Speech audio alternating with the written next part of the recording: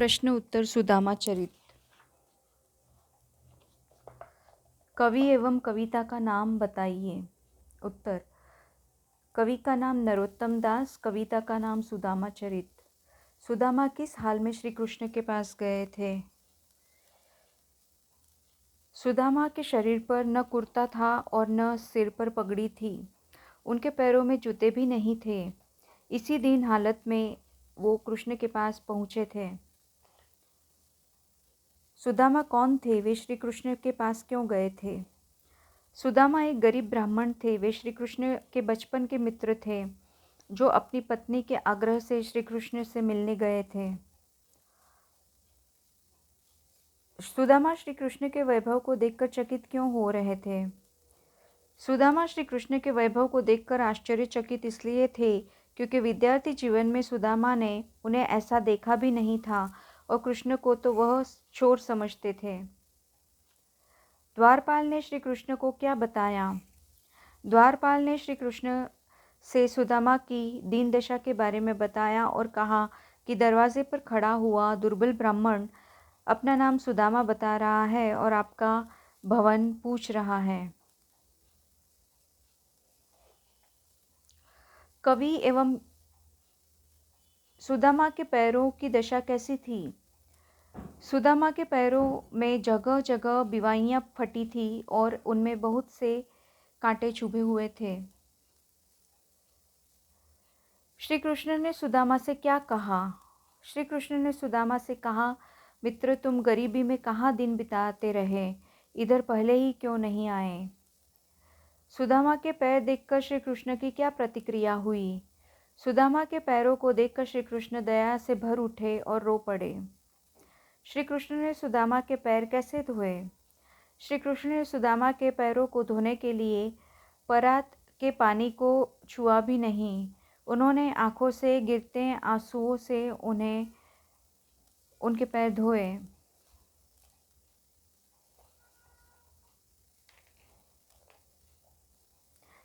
किसने किसके लिए सुदामा के माध्यम से उपहार भेजा था? वह उपहार क्या था? सुदामा की पत्नी ने सुदामा के माध्यम से उनके मित्र श्री कृष्ण के पास उपहार भेजा था। वे उपहार स्वरूप चावल लाए थे। सुदामा किस उपहार को क्यों छुपा रहे थे? सुदामा चावल को इसलिए छिपा रहे थे क्योंकि कहाँ द्वारकाधीश कृष्ण और कहाँ ये सूखे चावल, उन्हें उपहार में इतनी तुच्छ वस्तु कैसे दे, सुदामा यही सोच रहे थे।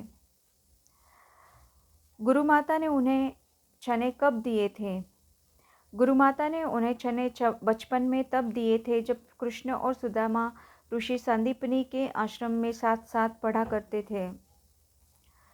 चोरी की बान में ही जू प्रवीणे, कृष्ण ने ऐसा क्यों कहा?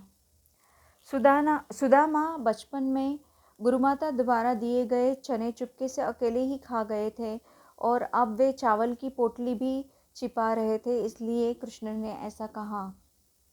श्री कृष्ण ने सुदामा द्वारा लाए गए उपहार को कैसा बताया?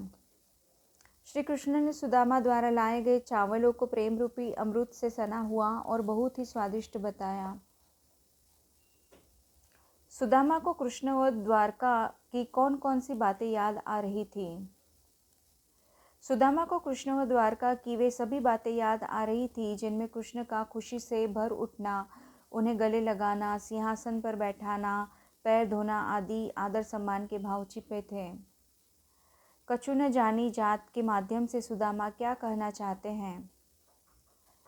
कछु न जानी जात के माध्यम से सुदामा यह कहना चाहते हैं कि श्री कृष्ण की खाली हाथ विदा करने वाली बात समझ से परे है। सुदामा अपनी पत्नी पर क्यों खींच रहे थे?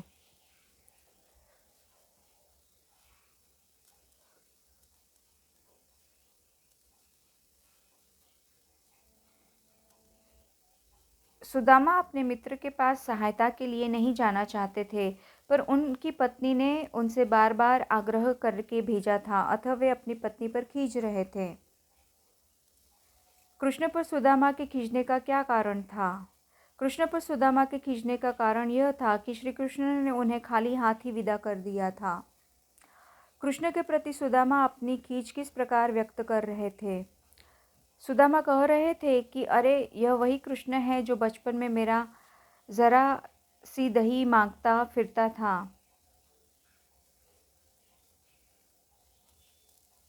क्या हुआ जो यह आज द्वारकाधीश बन गया है? वैसोई राज समाज कहाँ बने थे? वैसोई शब्द क्या संकेत करता है? वैसे ही राज समाज सुदामा के गांव में बने थे। यह वैसोई शब्द द्वारका जैसे राजप्रसाद, वैभव, समृद्धि आदि की ओर संकेत करता है। सुदामा का मन बार बार क्या चाह रहा था?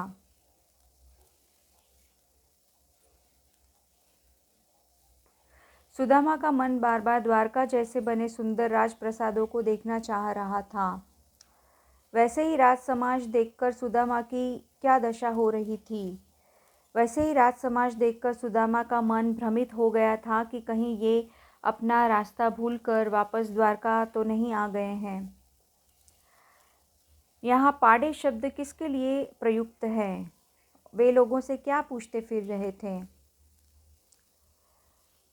यहाँ पाड़े शब्द ब्राह्मण सुदामा के लिए प्रयुक्त हैं। वे लोगों से अपनी झोपड़ी के बारे में पूछ रहे थे कि जिसे वो खोज नहीं पा रहे थे। सुदामा की झोपड़ी के स्थान पर किस प्रकार का परिवर्तन आ गया था? सुदामा की झोपड़ी की जगह अब सोने के भवन बन गए थे, जिन्हें सुदामा स्वयं नहीं पहचान पा रहे थे। सुदामा अब निर्धन नहीं रहे। काव्यांश के आधार पर लिखिए। सुदामा की विपन्नता पूरी तरह से संपन्नता में बदल चुकी थी। अब उनका महल सोने का हो गया था। चलने के लिए गजराज लिए महावत खड़े रहते थे। मुलायम बिस्तर पर भी अब उन्हें नींद नहीं आती थी तथा उन्हें स्वादिष्ट व्यंजन तथा सूखे मेवे भी अच्छे नहीं लगते थे। कै पग में पनही नहती सुदामा की किस स्थिति की ओर संकेत करता है? इस पंक्ति के माध्यम से सुदामा की पहले वाली विपन्नता की ओर संकेत किया गया है। सुदामा की विपन्नता संपन्नता में किसकी कृपा से बदली? सुदामा की विपन्नता प्रभु अर्थात श्री कृष्ण की कृपा से संपन्नता में बदल चुकी थी।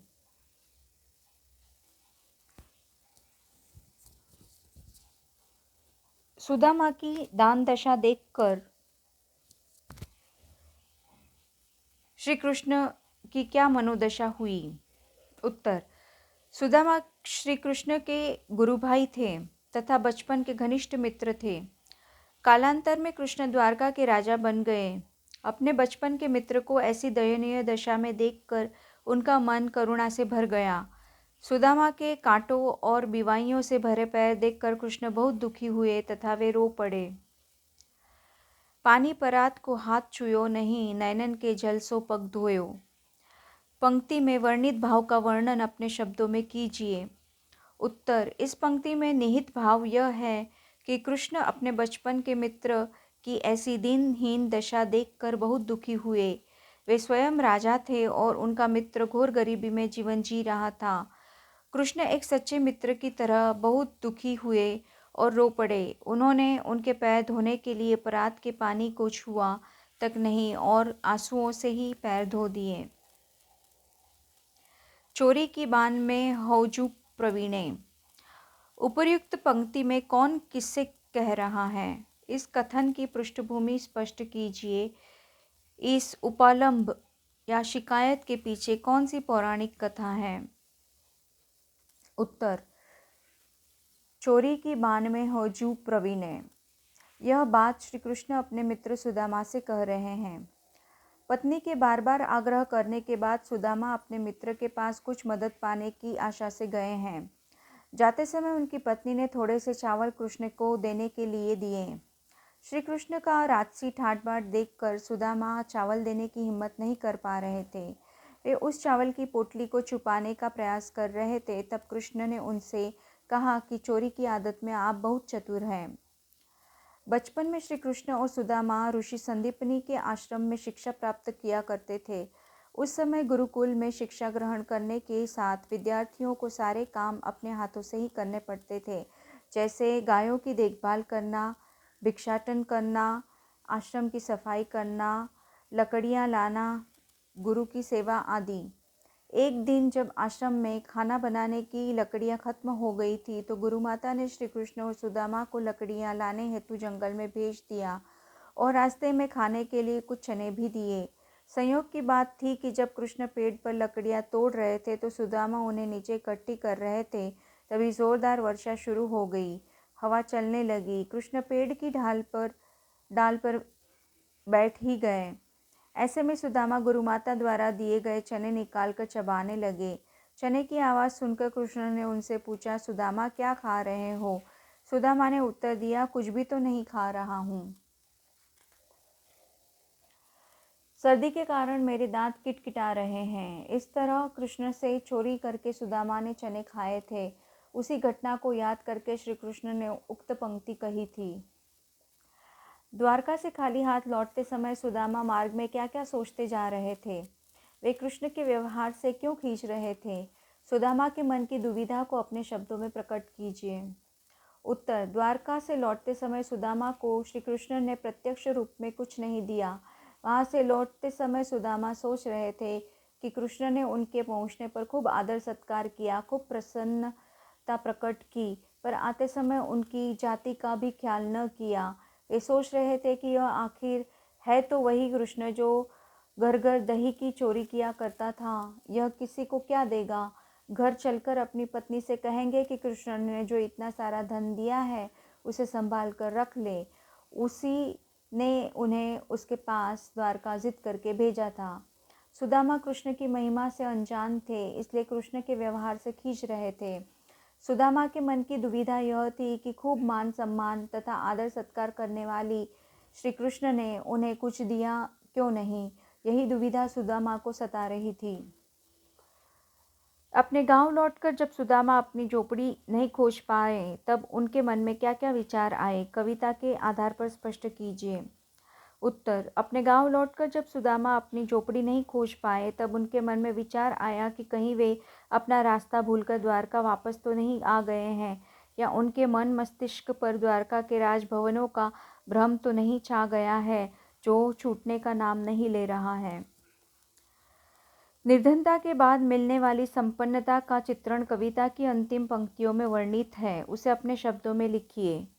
उत्तर: प्रभु की कृपा से सुदामा की विपन्नता इस तरह संपन्नता में बदली कि स्वयं सुदामा भी इससे चकित रह गए। जिस जगह पर उनकी झोपड़ी थी वहां तथा आसपास द्वारका के समान राजमहल नजर आ रहे थे। जिस सुदामा के पैर के कभी जूते नहीं होते थे, आज उनके आने जाने के लिए महावत गजराज उत्तम कोटि का हाथी खड़ा हुआ था। घोर गरीबी में सुदामा को कठोर जमीन पर रात बितानी पड़ती थी, पर अब कोमल और मखमली बिस्तरों पर भी नींद नहीं आती थी। गरीबी के दिनों में सुदामा को कौदो सवा जैसा घटिया अनाज भी नहीं मिल पाते थे। उन्हीं सुदामा को प्रभु की कृपा से अत्यंत स्वादिष्ट व्यंजन तथा अंगूर आदि भी अब अच्छे नहीं लगते। इस तरह उनकी जिंदगी में विपन्नता के लिए कोई स्थान न बचा था। द्रुपद और द्रोणाचार्य भी सहपाठी थे। उनकी मित्रता और शत्रुता की कथा महाभारत से खोजकर सुदामा के कथानक से तुलना कीजिए। उत्तर: श्री कृष्ण और सुदामा बचपन में ऋषि सांदीपनि के गुरुकुल में साथ साथ शिक्षा ग्रहण करते थे। ये दोनों ही घनिष्ठ मित्र थे। इसी तरह द्रुपद और द्रोण भी महर्षि भारद्वाज के आश्रम में साथ साथ शिक्षा ग्रहण करते थे। द्रुपद राजा के पुत्र थे तो द्रोण महर्षि भारद्वाज के पुत्र थे। ये दोनों भी घनिष्ठ मित्र थे।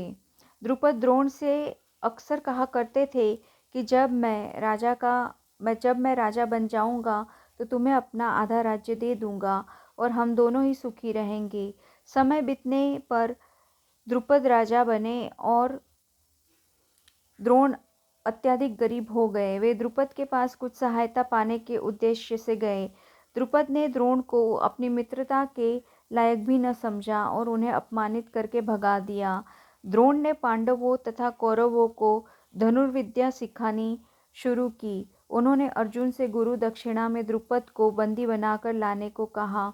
अर्जुन ने ऐसा ही किया। द्रोण ने उनके द्वारा किए गए अपमान की याद दिलाते हुए द्रुपद को मुक्त तो कर दिया, पर अपमानित द्रुपद द्रोण की जान के प्यासे बन गए। द्रुपद स्वयं यह काम नहीं कर सकते थे। उन्होंने तपस्या करके एक वीर पुत्र तथा एक पुत्री की कामना की।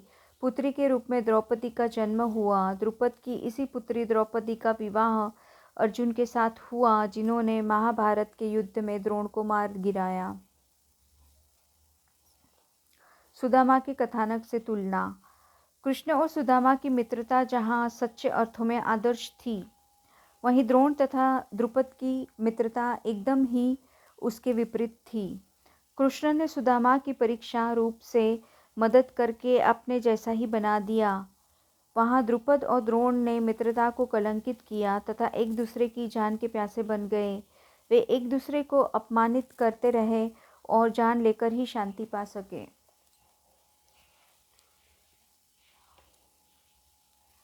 उच्च पद पर पहुंचकर या अधिक समृद्ध होकर व्यक्ति अपने निर्धन माता पिता भाई बंधुओं से नज़र फेरने लग जाता है। ऐसे लोगों के लिए सुदामा चरित्र कैसी चुनौती खड़ी करता है।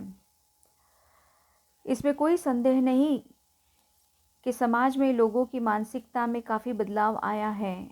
आजकल उच्च पद पर पहुंचकर या समृद्ध होकर व्यक्ति अपने निर्धन माता पिता भाई बंधुओं से नज़र फेर लेता है। ऐसे लोगों के लिए सुदामा चरित्र बहुत बड़ी चुनौती खड़ी करता है। किसी व्यक्ति को धन दौलत पद प्रतिष्ठा आदि के मद में अपने निर्धन माता पिता को नहीं भूलना चाहिए, क्योंकि उन्होंने ही जन्म दिया है, अनेक दुख सुख सहकर हमारा पालन पोषण किया है। उन्होंने हमारी शिक्षा दीक्षा का प्रबंध करके उच्च पद तक पहुंचाया है। इनके अलावा यहाँ तक पहुँचने में हमारे भाई बंधुओं का भी योगदान रहता है। वे समय समय पर मदद एवं अच्छी राय देकर हमारी सहायता करते हैं। यदि उच्च पद पर पहुंचकर हम उन्हें भूलने जैसे कोई बात करते हैं तो यह व्यक्ति की कृतज्ञता कही जाएगी। हमें तो ऐसे में उच्च पद प्राप्त करके निर्धन माता पिता तथा अपने बंधुओं की मदद उसी प्रकार करनी चाहिए जैसे कृष्ण ने सुदामा की मदद की थी। उनकी मदद करके हमें अपनी पारिवारिक तथा सामाजिक जिम्मेदारियों का पूर्ण रूप से निर्वहन करना चाहिए।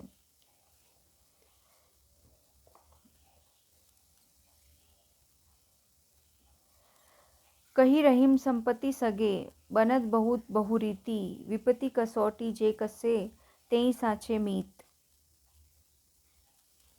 इस दोहे में रहीम ने सच्चे मित्र की पहचान बताई है। इस दोहे से सुदामा चरित्र की समानता किस प्रकार दिखती है?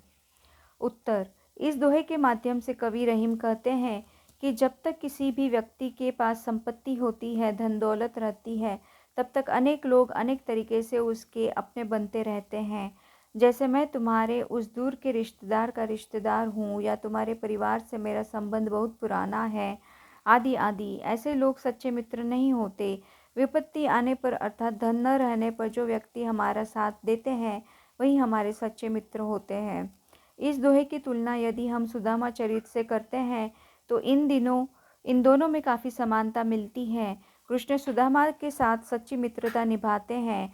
कृष्ण अपने विपन्न मित्र को देखकर हर्षित हो जाते हैं। वे उनका खूब आदर सत्कार करते हैं तथा विदाई के समय प्रत्यक्ष रूप से तो कुछ नहीं देते, परंतु परोक्ष रूप से इतना दे देते हैं कि उन्हें भी अपने समान बना लेते हैं। इस प्रकार सुदामा चरित्र में भी विपत्ति के समय मित्र की सहायता करने का संदेश दिया गया है। इसमें निहित मूल भाव उक्त दोहे जैसा ही है कि मुसीबत के समय जो सच्ची भावना से सहायता करे, वही हमारा सच्चा मित्र होता है। पानी परात को हाथ छुयो नहीं, नैनन के जल से पग धोए। ऊपर लिखी गई पंक्ति को ध्यान से पढ़िए। इसमें बात को बहुत अधिक बढ़ा चढ़ाकर चित्रित किया गया है। जब किसी बात को इतना बढ़ा चढ़ाकर प्रस्तुत किया जाता है तो वहाँ अतिशयोक्ति अलंकार होता है। आप भी कविता में से अतिशयोक्ति अलंकार का एक उदाहरण छांटिए। उत्तर। ऐसे बेहाल बिवाइन सो पग कंटक जाल लगे पुनि जोए, वैसो ही राज समाज बने गजबाजी घने मन संभव छायो। कह वह टूटी सी चानी हती, कह कंचन के अब धाम सुहावत।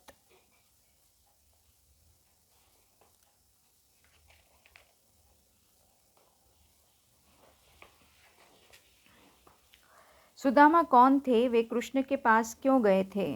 उत्तर: सुदामा कृष्ण के बचपन के मित्र थे। दोनों ने ऋषि संदीपनी के आश्रम में एक साथ शिक्षा पाई थी। कृष्ण के पास वे कुछ मदद पाने के उद्देश्य से गए थे।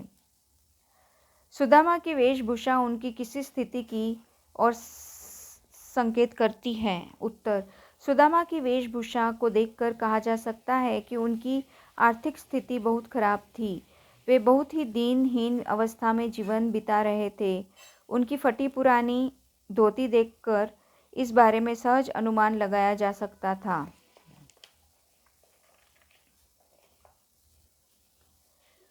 सुदामा किस वेशभूषा में अपने मित्र श्री कृष्ण के पास गए थे? उत्तर: जिस समय सुदामा अपने मित्र श्री कृष्ण के पास गए थे उस समय उनके सिर पर पगड़ी नहीं थी, शरीर पर कुर्ता नहीं था, उनकी धोती जगह जगह फटी थी, पैरों में जूते भी नहीं थे। द्वारपाल ने सुदामा के बारे में श्री कृष्ण को क्या बताया? उत्तर: द्वारपाल ने श्री कृष्ण से सुदामा के बारे में बताते हुए कहा, प्रभु, दरवाजे पर एक गरीब तथा दुर्बल ब्राह्मण खड़ा है। वह आपसे मिलना चाहता है। वह अपना नाम सुदामा बता रहा है। श्री कृष्ण ने सुदामा के दुख को महादुख क्यों कहा है? उत्तर: श्री कृष्ण ने सुदामा की दीनहीन दशा देखी तो वे दुखी हुए, परंतु जब उन्होंने पैर धोने के लिए हाथ बढ़ाया और सुदामा के पैरों में फटी बीमारियां तथा कांटों का जाल देखा तो ऐसे विकट दुख को उन्होंने महादुख कहा। सुदामा अपने साथ लाए उपहार को श्री कृष्ण को देने में संकोच क्यों कर रहे थे?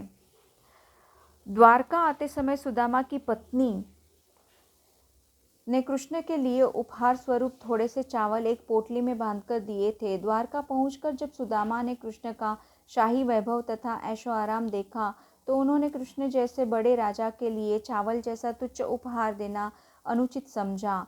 इसलिए वे श्री कृष्ण को चावल देने में संकोच कर रहे थे। कृष्ण ने सुदामा से अपनी पिछली आदत ना छोड़ पाने की क्या बात कही? उत्तर: श्री कृष्ण ने जब देखा कि सुदामा अपने साथ लाया उपहार स्वरूप तंदूल चावल भी छिपाते जा रहे हैं और वे देना नहीं चाहते, तब उन्होंने ऐसा कहा क्योंकि बचपन में एक बार सुदामा श्री कृष्ण के हिस्से के चने चोरी में खा गए थे। कछु न जानी जात के माध्यम से सुदामा ने क्या कहना चाहा है? कछु न जानी जात के माध्यम से सुदामा ने अपनी खीज उतारते हुए यह कहना चाहा है कि श्री कृष्ण ने आदर सत्कार तो खूब किया पर वहाँ से आते समय मुझे कुछ दिया नहीं। यह बात मेरे समझ में नहीं आ रही। अपने गांव आकर सुदामा यह सोचने पर विवश क्यों हो रहे थे कि कहीं वे मार्ग भूलकर द्वारका वापस तो नहीं जा रहे हैं? उत्तर: सुदामा जब द्वारका से अपने गांव वापस आए तो जहाँ पर उनका गांव था वहाँ सब कुछ बदला बदला सा नजर आ रहा था। उन्हें अपने आसपास द्वारका जैसे ही राजभवन, सुख समृद्धि, हाथी घोड़े आदि दिख रहे थे। ऐसे में वे यह सोचने पर विवश हो गए थे कि कहीं वे मार्ग भूलकर अपने गांव जाने की बजाय द्वारका वापस तो नहीं जा रहे हैं। प्रभु के प्रताप ते दाख न भावत कहकर कवि ने किस प्रकार संकेत किया है?